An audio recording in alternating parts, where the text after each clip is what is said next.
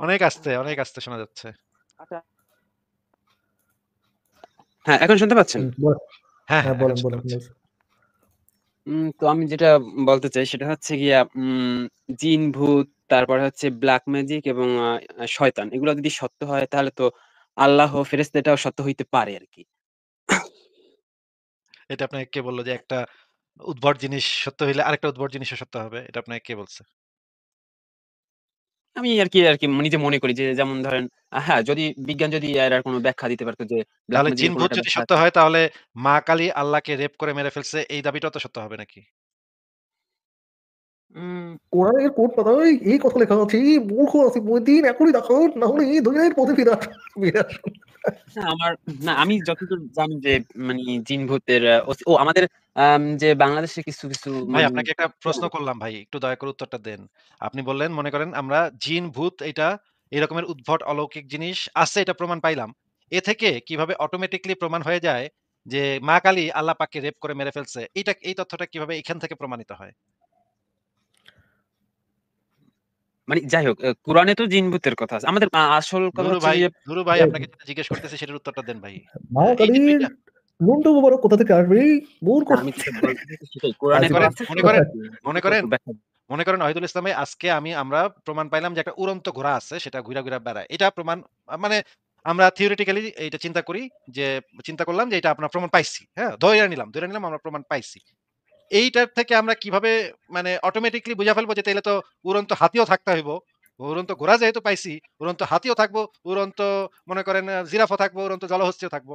এই জিনিসগুলো আমরা কিভাবে অটোমেটিক্যালি প্রমাণ হয়ে যাবে তা থেকে এটা একটু বুঝায় দেন আমাদেরকে। একটা অলৌকিক জিনিস প্রমাণ হইলে সেটা দ্বারা আরেকটা অলৌকিক জিনিসও আচ্ছা, কিভাবে প্রমাণ আসিফ হয়? ভাই, আমি একটা জিনিস বলি, একটা উদাহরণ দিই আসিফ ভাই। ফর এক্সাম্পল ধরেন আপনি একজন ইসে থেকে একজন বায়ারের থেকে একজন সেলসম্যানের থেকে আপনি ৫০টা রেফ্রিজারেটর কিনলেন। এর মধ্যে আপনি দেখলেন ৪৮টা চেক করলেন। ৪৮ টাই হচ্ছে গিয়ে আপনার রেফ্রিজারেটর ভালো কন্ডিশন আছে। ডাজ দ্যাট অটোমেটিক্যালি মিন যে এর পরের যে ২ টা রেফ্রিজারেটর আপনি যেটা চেক করেন নাই, সে ২ টাও মানে আম ফিটফাট কন্ডিশনেই থাকবে? এটা কি এই কনক্লুশন এ কি পৌঁছানো যায় আসিফ ভাই? এই কনক্লুশনে তো পৌঁছানো যায় না। আমরা হয়তো ধারণা করতে পারি যে যেহেতু যে যার থেকে কিনছি বেটায় ভালো লোক, আমার এত খারাপ জিনিস দিব না।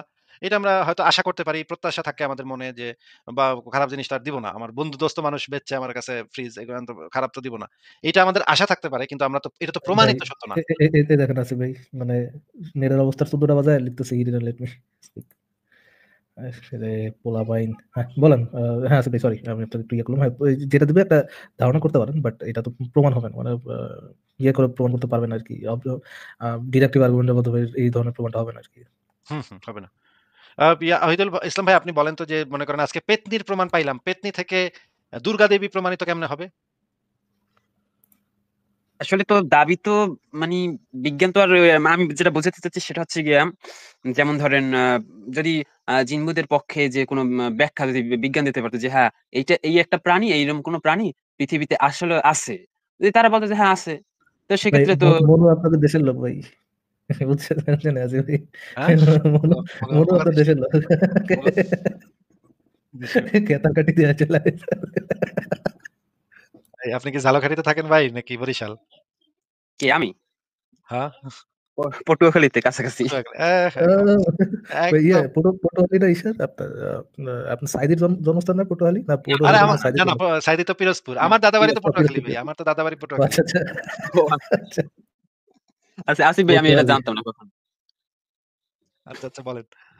ও আসিফ ভাই আরেকটা এই বিষয়ে বাদ দিই। আরেকটা কথা আছে সেটা হলো যে ওই যে ওই আপনি এর আগে একদিন একটা একজন ওই চাঁদের বিষয়ে বলছিলেন না যে নবী দ্বিখণ্ডিত করে চাঁদ পাহাড়ের এক পাশে পড়ছে আর আরেকটা পড়ছে আরেক পাশে। কিন্তু আমি আমার ফ্যামিলির সাথে এই বিষয়ে অনেক বলছি যে একটা চাঁদ যদি পড়ে তাহলে তো দেখা গেছে যে ওই এলাকা ধ্বংস হয়ে যাওয়ার কথা। তো সেখানে কিছুই হয় না বিষয়টা কেমন?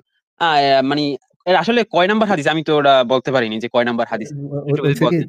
চাঁদ পইড়া মানে যখন পৃথিবীর কাছাকাছি আসছে, পৃথিবীতে হালকা করে আলতো করে একটা কিস করে আবার চলে গেছে। ও তেমন জোরে যাই হোক জোরে তারা কিস বলতেছে করে যে না। পড়ে নাই ওটা উপরে ছিল আরকি। চাঁদটা নাকি আচ্ছা, পড়ে নাই, উপরে দ্বিখণ্ডিত হইছে।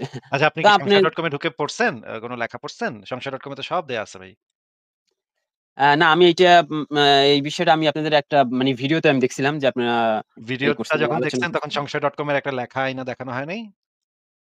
হুম, আ আচ্ছা যাই হোক, এত সময় নষ্ট করার টাইম নেই ভাই। আপনি একটু সংশয়.com এ ঢুকে হ্যাঁ, জ্ঞানকোষ পাতাটা খুঁজবেন। ঠিক আছে? জ্ঞানকোষ পাতাটা হ্যাঁ, দেখবেন। এই যে দেখেন, আপনাকে দেখায় দিচ্ছি।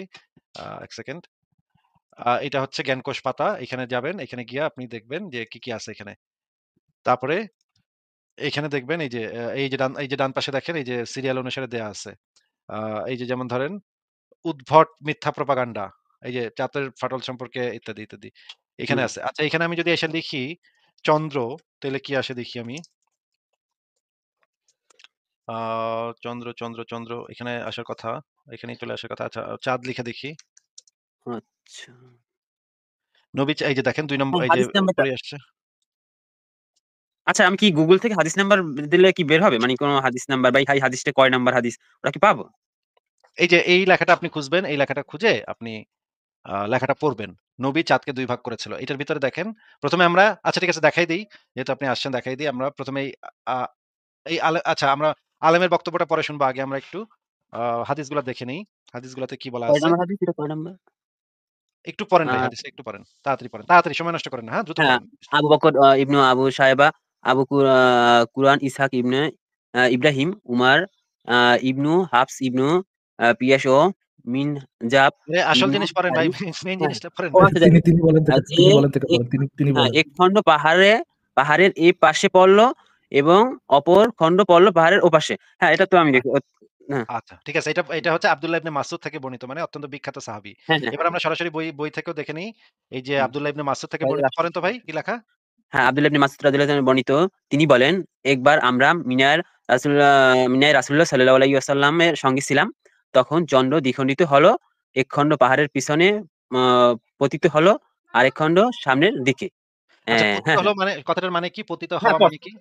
পতিত হওয়া মানে পড়ছে আরকি। সেটাই নিচে বোঝানো পড়ছে হয়েছে। নাকি? ঠাস করে নিচে নিচে পড়ছে। পড়াই তো পতিত হয় নাকি? উপরে হ্যাঁ, থাকা হ্যাঁ, তো পতিত সেটাই। হয় না? হুম, আচ্ছা ঠিক হুম। আছে। না, এবার না, আমরা সেটা তো দেখি। অবশ্যই।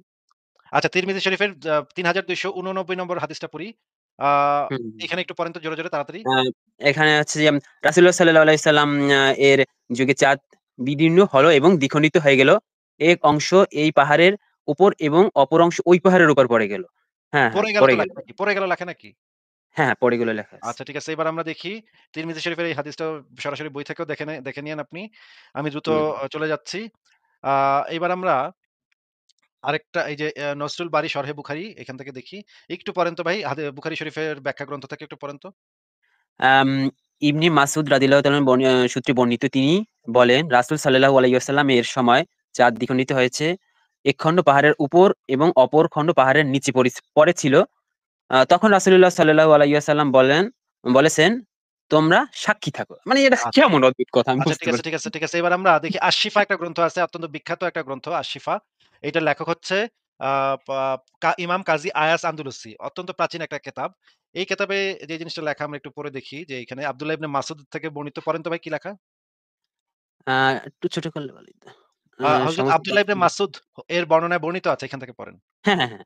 আম হুজুর সাল্লাল্লাহু আলাইহি ওয়াসাল্লাম এর আম জমানায় চাঁদ দ্বিখণ্ডিত হয়ে এক খণ্ড পাহাড়ের উপর পতিত হয়। আর অপর খণ্ড তার নিচে পতিত হয়। অতঃপর হুজুর সাল্লাল্লাহু আলাইহি ওয়াসাল্লাম তোমরা সাক্ষী থাকো। বলেন। আচ্ছা, আচ্ছা যাই ঠিক হোক। আছে। এবার আমরা বা এই ঘটনাটা আব্দুল্লাহ ইবনে মাসউদ ২ জায়গা থেকে বর্ণনা করা আছে। এই যে এই বর্ণনাটা পড়েন তাহলে, এই বর্ণনাটা আপনি দ্রুত আম পড়েন, দ্রুত। আমি চাঁদ দুখণ্ড হয়ে পরে পাহাড়ের উপর পতিত হতে দেখেছি। আর হযরত মাশরুক এর বর্ণিত বর্ণনায় ওই ঘটনা মক্কায় সংঘটিত হয়েছে বলে উল্লেখ করা হয়। উক্ত বর্ণনায় আচ্ছা, অতিরিক্ত বলা ঠিক আছে, হয়েছে। ঠিক আছে। হয়ে গেছে, হ্যাঁ, হয়ে গেছে।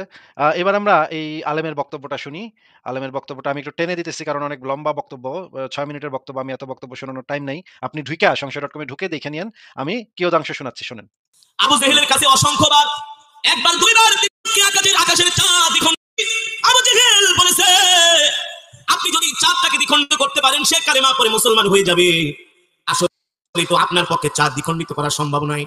আপনার পক্ষে কোনোদিনই সম্ভব নয়, কারণ চাঁদের মালিক আপনি না। না, টেনশন করবেন না। আপনি শুধু চাঁদটাকে দ্বিখণ্ডিত করুন। আপনার মর্যাদায়, আপনার সম্মানে, কোরআনে কারীমের মধ্যে, আল্লাহর নবীর সম্মানে, আল্লাহ তাআলা কোরআনের মধ্যে চাঁদের নামে সূরাতুল কমর, বিসমিল্লাহ রক্ষায় আল্লাহ তাআলা কোরআনের মধ্যে একটা চাঁদের নামে সূরা নাযিল করে দিয়েছে। আকবার। আপনাদের কাছে আমার প্রশ্ন, আল্লাহ নবীকে আল্লাহ দুনিয়াতে চাঁদ দ্বিখণ্ডিত করার জন্য পাঠিয়েছে।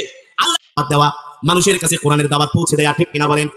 আবু জেহেল তাকে এদিকে আসেন, আপনি আমার সাথে বসেন, আপনি আমাকে যে চ্যালেঞ্জ দিয়েছেন আমি আপনার চ্যালেঞ্জ গ্রহণ করলাম। আবু জেহেল মনে মনে কয়, ভাতিজা তুমি চ্যালেঞ্জ গ্রহণ করলা, কিন্তু চাঁদ তো তোমার দ্বিখণ্ডিত করা কোনোদিনই সম্ভব নয়। আসলে নবীজির পক্ষে চাঁদ দ্বিখণ্ডিত করা সম্ভব, এটা আবু জেহেলও জানতো। কিন্তু আবু জেহেল তো এই কথা জানে না, আমার নবী রাহমাতুল লিল আলামিন তো কোনো মাটির পুতুলের পূজা করে না, কোনো মাটির মূর্তির পূজা করে না, কোনো গাছের পূজা করে না, কোনো মাছের পূজা করে না। আমার নবী তো একমাত্র আমার আল্লাহ তাআলার হুকুম মানে। আমার আল্লাহ হচ্ছে জব্বার, আমার আল্লাহ হচ্ছে সাত্তার, ঠিক কিনা বলেন? আবু জেহেল মনে করেছে এই বুমবাং জিনিস মুহাম্মদ সাল্লাল্লাহু আলাইহি ওয়াসাল্লাম মানে। আবু জেহেল জানে না মুহাম্মদ সাল্লাল্লাহু আলাইহি ওয়াসাল্লামের মেজাজে। মনে মনে কয়, ভাতিজা রে একটু পর তো তুমি আমার কাছে হেরে যাবে আবু জেহেল, কারণ আবু জেহেল মুনাফিক।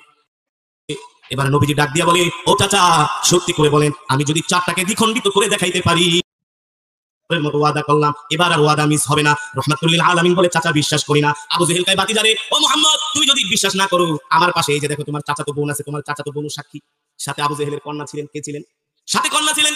বলে তোমার চাচাতো বোন আছে, এবার আর মিথ্যা কথা বলবো না, তুমি পারলে চাঁদ দ্বিখণ্ডিত করে দেখাও। এবার আবু জেহেল আকাশের দিকে তাকিয়েছে। নবীজি বলেন, চাচা উনজুর ইলা সামা, আসমানের দিকে তাকান। উনজুর ইলাল কামার, চাঁদের দিকে তাকান, চাঁদের দিকে তাকান। এই কথা বলে যখন আবু জেহেল চাঁদের দিকে তাকালেন, রাহমাতুল লিল আলামিন বিসমিল্লাহ বলে শাহাদাতের আঙ্গুলিটা ইশারা করলেন। আল্লাহ কোরআনের আয়াত নাযিল করে দিলেন, ইকতারাবাতিস সাআতু ওয়ানশাক্কাল কমার। এ চাঁদ আমার বন্ধুর বরকতে, আমার বন্ধুর মর্যাদা রক্ষায় চাঁদ তুই দ্বিখণ্ডিত হয়ে জমিনের ভিতরে আসে পড়। আল্লাহু আকবার। আমার নবী শাহাদাতের আঙ্গুলি চাঁদের দিকে ইশারা করতে দেরি, চাঁদ দ্বিখণ্ডিত হয়ে এক টুকরা পড়ে গেল জমিনে, আর এক টুকরা পড়ে গেল পাহাড়ের উপরে। আল্লাহু আকবার। চাঁদ দ্বিখণ্ডিত হয়ে গেছে, দুই টুকরা দুই দিকে পড়েছে। আবু জেহেল অবাক বিস্ময়ে তাকায় আছে, এটা আবার কি দেখলাম? এটা তো কোনোদিন হওয়ার কথা না, এটা তো আচ্ছা, আপনি কি শুনেছেন ভাই ওয়াহিদুল ইসলাম? হ্যাঁ হ্যাঁ হ্যাঁ হ্যাঁ, শুনছি। মানে আচ্ছা। কি একটা অদ্ভুত কথা, মানে আসিফ ভাই, আমার একটা প্রশ্ন আছে আসিফ ভাই। বলেন। শোনা যাচ্ছে তো না আসিফ ভাই? হ্যাঁ, হ্যাঁ, শোনা যাচ্ছে, বলেন। ভাই আমার একটা প্রশ্ন আছে। প্রশ্নটা হচ্ছে যে চাঁদ, ওই ওই যে চাঁদটা ছিল, সেই চাঁদটা কিভাবে জমিতে পতিত হতে হয়েছিল? সেইভাবে কি যেভাবে বরিশাইলারা খেতার তলে পতিত হয় আসিফ ভাই? আমাকে পার্সোনাল অ্যাটাক করবেন না ভাই। ভাই এলাকাতে না এই রেসিজম করে না, বুঝছেন? ভাই আমাকে কি এক দেশের একই এলাকার মানুষ। আমার কলেজে আসিফ ভাই, আমার বেস্ট ফ্রেন্ড ছিল হচ্ছে একটা বরিশাল আর একটা নোয়াখালী। আমি যা কলেজ লাইফটা দারুণ কাটাইছি ভাই, বলার বাইরে। বিএনসিসি না, বিএনসিসি বলে না, নোয়াখালী। আর ঠিক আছে ওয়াহিদুল ইসলাম ভাই, তাহলে আজকে আপনাকে বিদায় জানাই ভাই। ওকে ওকে, আচ্ছা, ভালো থাকেন। আবার কথা হবে। হ্যাঁ, ফারাজ ভাই বলেন, তাহলে শেষ করে দিব। না আসিফ ভাই, হ্যাঁ শেষ করে দিই। Thank you, it was great live. But এই যে মুমিনদার আই গেস যদি হেডফোন টিকতো তার একটু বেটার হইতো। But anyhow, it was great live Asif ভাই। থ্যাংক ইউ যুক্ত করার জন্য। এন্ড অফেন্ডেড হয় না ভাই, বরিশালের খেতার গাড়ি হইতে পারে। কিন্তু আমরা একটা মজা মিস করছি, ব্যক্তির হেডফোনটা যদি ঠিক হইতো তাহলে আরেকটা এটা খুব মিস হয়। যে বালপাক নামে নিয়ে আসে আই গেস, ইয়াটা আরেকটু খুব খেলা হইতো আর কি। একটা করে পেঁয়াজের খোসা খুলতাম। আমি আমার ভিউ পয়েন্ট আপনার উপর ইম্পোজ করতে আসি না, আমি একটু কনস্ট্রাকটিভ আলোচনা করতে আসি। আমার নবী, হ্যাঁ আমার নবী তার ধর্ম প্রচার, তার ধর্ম ছেড়ে দেওয়ার জন্য মানুষ পেয়েছে, দ্যাটস ফাইন, এটা আলাদা কথা। বাট আমি আপনার উপর ইম্পোজ করতে আসি, আমি ডিএসটিক আলোচনা করতে আসি। আমি সালাফি কিন্তু আলোচনা করতে এসেছি ডিএসটিক। আমার নবীকে ওটা রাষ্ট্রপ্রধান হিসেবে করেছে না নবী হিসেবে করেছে? ও ডুড ভাই, মজা আছে এগুলো আলোচনা করে, বেশ মজা পেলাম। থ্যাংক ইউ আসিফ ভাই, যুক্ত করার জন্য ধন্যবাদ। আজকে তাহলে সবাইকে অনেক ধন্যবাদ লাইভটা শোনার জন্য। তাহলে আজকে শেষ করে দিচ্ছি, আবার কথা হবে। ততক্ষণের জন্য গুড নাইট।